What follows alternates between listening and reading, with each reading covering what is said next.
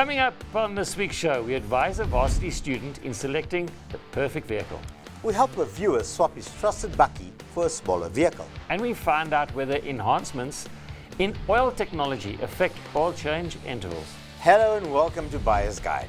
We'll be tackling a fresh batch of your vehicle-related questions and queries once again. And here to help us this week are Ep39 from Business Day and GC Lukela from BMW Santon. Told you I'll get it right, gentlemen. How are you all? Welcome. Welcome to the show. Thank you. Remember, if you like the panel's advice, you can send us an email to buyersguide@ignitiontv.co.za, or you can pop us a DM on Instagram @ignitiontv. And please give us as much information as possible, including a picture of yourself. Now we're going to kick off things with a question from Dumu, who is seeking guidance on whether a clean 2015 Renault Clio 4 with only 86,000 kilometers on the clock is the right choice for a varsity student. He's opted out of the Polo due to its historical cons and safety issues. What's the take on this? Should he stick to the Renault Clio, or are there better options out there for a student on the go? Pudi, let's start with you. Renault Clio 4, better than a Polo? Unless he is a beautiful lady who works at an advertising agency. No, that's not a student car. That is an employee's car. That. Okay. You know, I think he should be actually sticking to the Polo. That is a perfect student car which can actually bridge into his adulthood. You know, he can keep it as a student, and when he's done, it still will suit him. Okay. GC. I have a feeling that if they already own the car, it's probably worth more to them than anybody else. As Puti says, if they were working and they were now going into spending or upgrading, that's a different conversation. But I think trying to get equity out of that car to get a similarly lower mileage car, I'd stick to the car that they're driving. You know, GC, with him saying, I understand why you think they still own the car, but they want to know if it's the right choice for a varsity student. I'm assuming they want to buy. If they want to buy, then I'm with Puti on this one. If they want to buy. And there's loads of other... Agreed. If they're worried about the theft option with a Polo, a student car would be like a i10 or a Kia Picanto or even a Suzuki Swift. Suzuki Swift. You know? There's so many cars. There's so many cars that other than the Clio, if they're thinking of purchasing the Clio. It wouldn't be top of mind. It wouldn't be top of my list. Yep. And it's not a high risk car. No. Might not be a student car like you and I say. It's not a student car. But hey, you know. They're nice cars, they look good, they're nice to drive. They can be a bit expensive in terms of their maintenance compared to, say, a Polo. But if you're going to go and buy it, I'm with you. Don't buy it. There are plenty other options. But if you do own it, that's cool. Look after it, keep it. Yeah. Just regular maintenance. It's a European car. They love regular maintenance and don't miss your services, and it should be fine. Our next viewer is Leon, a devoted GTI enthusiast from Cape Town. He's torn between a manual Golf 6 GTI and a manual Golf 7 GTI. With a budget of 250,000 Rand, he seeks advice on making the right choice. Additionally, he's curious about any year models to avoid in his quest for the perfect GTI. I know exactly what he should avoid. And at 250K, he's not going to get anything that he should buy. No. But anyway, that's just my opinion. What do you say, GC? So I had a quick scan. Actually, interestingly enough, the R7s, as long as it's a manual, the Golf 7's available around that price point. The reality, though, is they are higher mileage. But he sounds to me like he is not interested in anything else. The GTI is what he wants, and I get that as an enthusiast myself. When you've been after a car for a while, when you eventually get to a point where you can buy it, nothing's going to stop you. I just think that the 7 is a newer generation car. And better. It's the better GTI. Yeah, the 6 is also nice, but it's not much cheaper. So why would you buy the older generation when you get a new one? That's just my view. Yeah, I mean, I'm not a fan of them at all. I like the looks of them, I like to drive them, but it's one of those cars I wouldn't want to own because of the maintenance costs are just so This is high. not looking at a DSG, okay? No, that's fine. No. Even a manual. Even the manual, the clutch on a manual replacement is No, but you guys horrendous. are not the WhatsApp group for GTIs. But You're not allowed to like it. I don't even want to be it, but I understand. I'm with you 100%. He's looking at this now and saying, That oak doesn't know what he's talking about. I want a GTI. I'm going to buy a Yes. GTI. Cool, go out and buy a GTI, and then you can send us a message in a couple of months. No, time you and can say, bring it either "Oh, to we your should place listen." or my place. But the problem is, I'll start the builders off on a new swimming pool and spa The- when he brings it in for repairs. but the problem is, 250,000 Rand budget is you're looking for the cheapest GTI you can find. And if you're going to buy a GTI or any kind of car like that, you don't want the cheapest one around. Because if it's cheap, it's rubbish. Yeah. That's the problem. You need to spend 100 grand more to get a decent one. But there's also another alternative that we don't like to recommend to our viewers, the auction route as well. You could Yeah. find, for that price, you could find a pretty decent GTI, but it's a gamble. Yeah, I wouldn't buy a GTI at In the an auction. I'll tell you why. Because a GTI is a popular car. A lot of people want them and buy them. They do get sold out of dealerships quickly. If there's one at an auction, there's a reason for it to be at the auction because it's a heap of junk and nobody can even sell it because it's so problematic. So they dump it on the auction just to get rid of it. And that is the problem with And with it's buying probably cars. been cut and joined about 8 times. Yeah. So there's like about 5 different GTIs that made one. You know this industry very well. I do, Maybe also unfortunately. stolen Have and you cut up recovered. any GTRs of late? No GTIs. M2s, yes, but no GTIs. So the thing with the GTI, don't go to auction. If you're going to go and find one in your sort of price bracket, you're going to have to do a lot of running around trying to find it because it's a high demand vehicle. So you're not going to, if you buy one for 250, I mean, I looked online and I think the cheapest one was like 249,999, call it 250. And I think it had over 200,000 Ks on it. You may have seen the same sort of thing. Yeah. So do you want a GTI that's like, it's like an old man. It's like me. I'm about to die soon. You know what I mean? You know what? I ain't got much. I want his salary. Guys, tell me what you guys think of a Golf 5 GTI.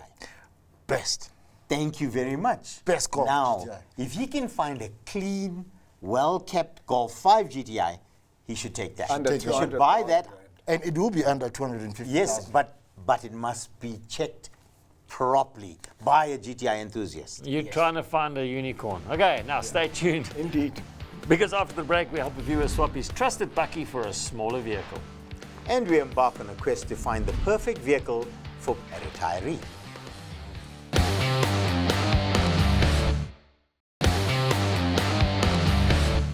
You're watching Buyer's Guide, and if you just joined us, welcome to this week's show. Sinavuyo is the proud owner of a 2015 Isuzu KB250 double cab. He's now contemplating a change as he's receiving a subsidy bakkie from work. Well done. He's looking to swap his trusty bakkie for something smaller with low mileage. He's eyeing options like the Toyota Corolla or the Quest, VW Polo, Suzuki Baleno, and even, oh no, the 2014 Mercedes-Benz C200 AMG. What should he choose? Gentlemen, okay, let's start at the end. Should he go for the Mercedes or just don't consider Go that? for a BMW. Of course, GC, of course. That is a scripted answer. Okay. Don't listen to that, Sinovu. Well, I think if assuming that this is a partial used car, he's going to be in his bakkie daily for work, this becomes like an occasional use vehicle. And then he can. I think if his work bakkie is not available, then yeah, go for the lower mileage, newer cars. But in this case, I think something drew him to the Mercedes, and I think he's looking for something a little cooler. And I'm adding an additional option, 320D. There we go. Nah, it's okay. Let's cut that out. I mean, listen, I've lived with a bakkie, and I can tell you now, living with a bakkie and then going down into a sedan or a hatch is a huge ask. Your life changes completely. You're even down to your basic of access. You're not used to crouching down to get into the car. You're not used to the fact that now you have to ask your neighbor to carry things for you. So he needs to look at another bakkie. He's hooked. There's no going back. But he's got his work He's bakkie. got his work got his bakkie. work bakkie. His They work don't have bakkie two is bakkies. subsidized. Yeah. Oh, get another one. Three. The best thing after a bakkie is another bakkie. The problem with a bakkie is obviously if you're going for like a Corolla or something like that, you can put more people into it. It's a bit more comfortable, I think. So, I mean, his options are obviously his Mercedes, Polo. I know you're a fan of the Polo. I'm such a fan. Yeah, and then you got the Baleno and the Corolla. For me, there's only two to choose out of all of that, and that either the Corolla or the Baleno because they're both very cheap to run, reliable cars, Sensible. a great little family car. It's a no frills car. The Polo is a good car, but it depends which one you buy. You've got to be careful. I think the best Polo is the Vivo, the entry-level one with a simple engine, but then you get the theft problem with that. And then he's got the Mercedes-Benz C200 AMG. Great car, beautiful-looking car, drives nicely, but it comes with a hefty repair bills, like any premium European car. And a bad back. And you find the seats hard as well, do you? Yeah, so those are the options. I think Corolla or Baleno, one of those two. Whichever one you buy, you won't go wrong. I mean, the Corolla does have that theft problem as well, so maybe Baleno, then Corolla, yeah. It depends on which you prefer, as long as you understand they like to get shoplifted. But then again, as GC said, if you're going to drive it once a month, then buy something you want to be cool in, buy your Mark, you know. Yeah, but that's a 10-year-old car. I don't know. I'd rather buy another bakkie and make money with it. That's just how I. Yeah, but he's got his bakkie anyway, so if he wants to make money with his but bakkie. there's nothing wrong with having two bakkies. I know, you're right. I'm with you. Yeah, I'm with you. But he wants a car in this case. Yep. Well, let's Well, then if he's getting sponsored, from buying another car. Buy a if he's getting bakkie. sponsored a bakkie, Buy a bakkie. You love bakkies, buy two. why don't you just keep his Isuzu if he's getting? Exactly. Then you don't have to look at buying another car.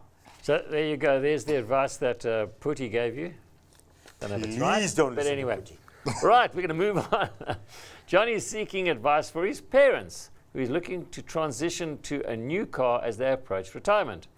They currently own a 2014 Audi A4 2-litre TDI and a 2015 Audi A3 1.8T, both with relatively low mileage.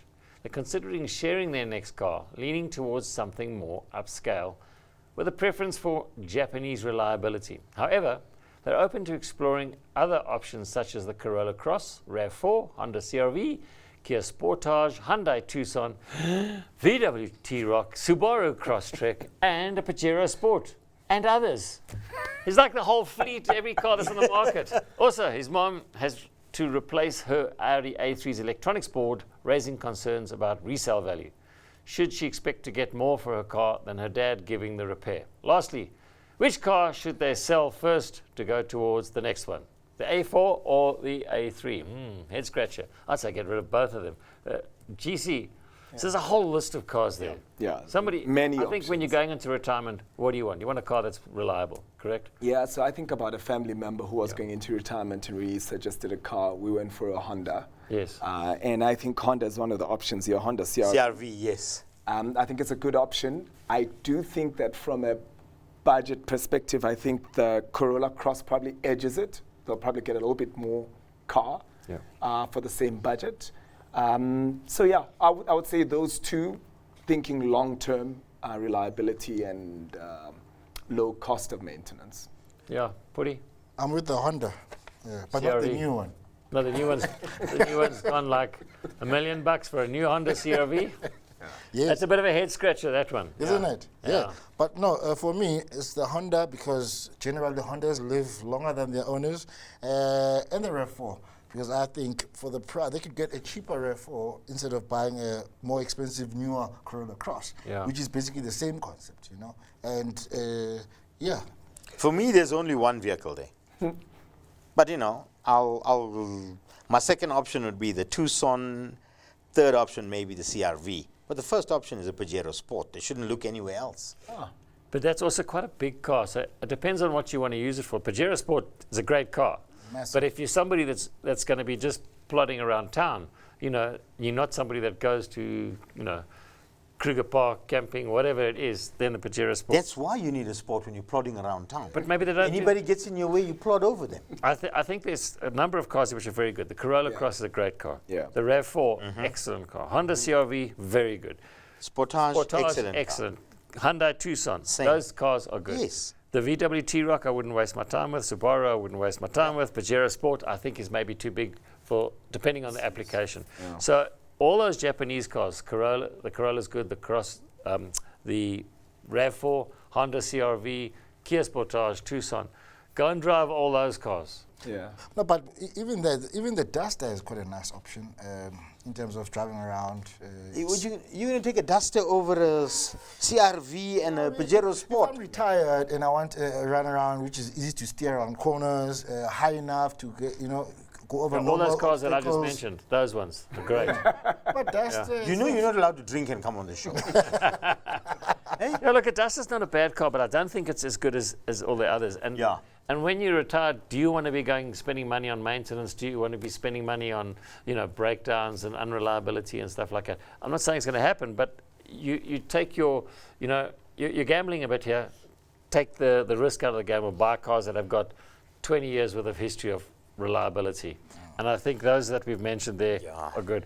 In terms of which one do you sell first, the A4 or the A3? Just sell them both at the same time. Trade them both in on something and buy. Yeah, if buy you're something they're Japanese. sharing the next car. Yeah. Get rid of both. Yeah. And your A3, whether it's got new electronics on it or not, Makes no difference. it doesn't make a difference. Because if I'm buying a car from you, I want everything to work. Yeah. Whether you put new stuff in or not. I'm just concerned that the A4 could be an RS4 in the. No, it's a TDI. Quickly come down. Woody's getting excited, yeah. What are you getting excited for nothing? Let's move on. We'll be taking a short break, but when we return, we find out whether advancement in oil technology affect oil changes at all. And we discuss why non-franchise dealers are hesitant to wash engine bays.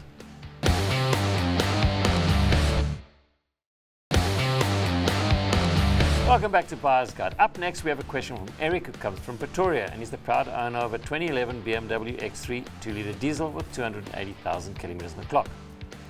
Now, he says he's noticed significant advancements in oil technology over the past decade and wonders if this affects oil change intervals.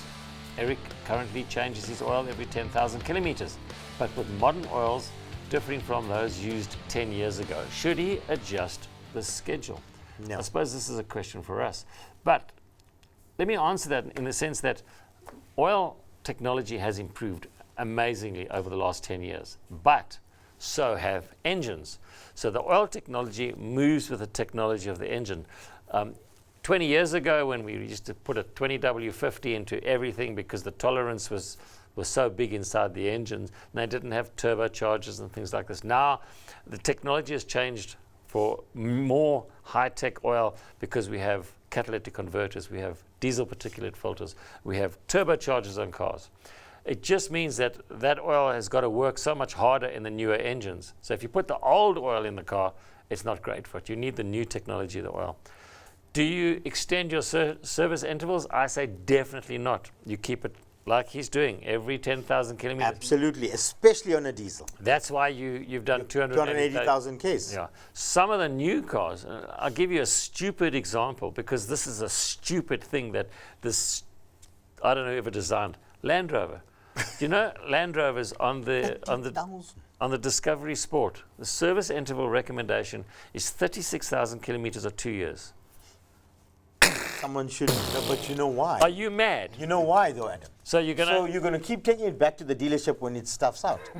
cannot do that. When that engine fails in Mbogotwini where you're stuck, first thing you got to do is call Land Rover. But it's only got 57,000 kilometers on the clock. That's just one example. There's a lot of examples But around guys, there, but we you've got to digress. shorten those. Keep it every 10,000. I'm thinking the simpler answer is this. Yes, oil technology may change. However, the specification of that car from BMW says change it every 10,000 kilometers, whether there's change in the oil technology or not. Well, actually, it's 15,000. Actually, it's 15. But Exactly. 10,000 is the right thing to do. Yeah. You should change your oil at least once a year on your car, and if the recommendations are more than 15,000, ignore them. Drop it down to especially diesel vehicles, especially turbocharged vehicles. And I'm a great believer in every 10,000 kilometers changing oil. And I see with my clients that have been coming to me, I've got clients that have been coming to me for 20 years, they've been doing this. Don't have engine problems, don't have turbocharger failures, don't have those issues because the oil is kept clean all the time, and the oil is what lubricates all these moving parts. what Adam means, perhaps oil and filter. Maybe it's an opportunity to check now. If a car probably leaks oil and an owner has to constantly top up the oil, does it now constitute an oil change? Or Well, it depends how much oil you're Oil leaking. you're using, yeah. If you're putting a liter every day, then you might as well do an oil change, yeah. So if you're having that problem, and that's a good point, because some people do say, yeah, but the car uses oil, so I put oil in every month or whatever. But fix the oil leak, because one day you won't check it and there's no oil in the engine. Goodbye, and engines nowadays are expensive. A lot of times nowadays, if you damage your engine, you can throw the car away. Yeah. Literally, it costs so much money to fix the engine that it's worth more than the car. So do oil changes every 10,000 or 1 year. Doesn't matter what car you got, whatever. Just do that, and you will find you'll get longevity out of it. And you know, we regularly say on the show, follow your manufacturer's spec. But there's certain things, like 36,000 kilometers for an oil change. I don't know who dreamt that or who came up with that. Or it's a misprint or something. But in no way you should take that to heart. It's not a misprint, it's a mistake. Don't do it. Let's move on. And finally, Brett is a loyal fan of the show and is currently facing a dilemma regarding the servicing of his 2015 Kia Sorento and 2014 Nissan Juke, both with 82,000 kilometers on the clock. Despite being satisfied with both cars, Brett is frustrated that non-franchised workshops refuse to wash the engine bays during servicing because they don't want to stand the risk of damaging the electronics. Brett wants to know if the workshop's reasoning is valid, or could they lack the proper facilities for engine washing from an environmental perspective. Okay, me, I'm not too perturbed about environmental perspective, but I'm really concerned when someone takes a high-pressure hose, points it directly at the ECU located inside the engine bay, and just holds it there for 5 minutes because the silver on the ECU is not as clean as it was when the car came out the factory. So the answer to the question is yes, it can be a problem. Yeah. Yes. That's simple. Yes, You it just can got to be be a problem. cautious. But I mean, I've been washing engines in cars for 40 years. And look, sometimes you find you get in the car after washing the engine, doesn't want to start because water got into some sort of electrical component. But if you train your staff properly and they do it reasonably, I mean, we have like maybe one a month like that. And it's a matter of just, we actually leave it out in the sun with the Sun to bonnet dry, open, it yes. dries out, the car starts, it's fine. Nowadays, most electronics are properly sealed because if you think about the vehicles we get into this country, they come out of countries like Europe and America and where they've got snow and slush and mush and tons of rain. And that gets into the engine compartment, so they've got to be sealed properly. So it's generally not a problem.